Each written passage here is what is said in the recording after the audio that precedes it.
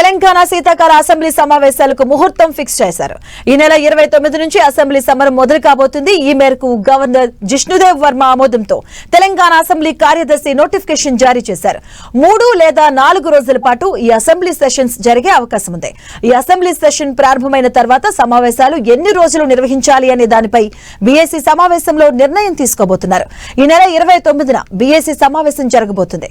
శీతాకాల అసెంబ్లీ సమావేశాల్లో కృష్ణా, గోదావరి నీటి కేటాయింపులు, పాలమూరు, రంగారెడ్డి సహా పెండింగ్ ప్రాజెక్టులపై సమగ్రంగా చర్చించాలని ప్రభుత్వం భావిస్తున్నట్టుగా తెలుస్తుంది. ఎంపీటీసీ, జెడ్పీటీసీ ఎన్నికలు, బీసీలకు 42% రిజర్వేషన్లకు సంబంధించి కేంద్రంపై ఒత్తిడి తీసుకొచ్చే ప్రణాళిక గురించి ఇక హౌస్ లో డిస్కషన్స్ చేసే ఛాన్స్ కూడా ఉంది.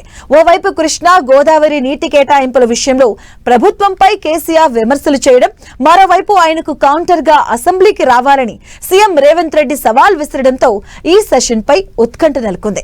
బీఆర్ఎస్ పార్టీ ఓటమి పాలైనప్పటి నుంచి అసెంబ్లీ సమావేశాలకు దూరంగా ఉంటున్న అపోజిషన్ లీడర్ కేసీఆర్ ఈసారైనా అసెంబ్లీకి వస్తారా లేదా అనే దానిపై ఆసక్తి నెలకొంది. సభలో అధికార ప్రతిపక్ష నేతల మాటల యుద్ధం శీతాకాలంలో సెగలు రేపనుంది.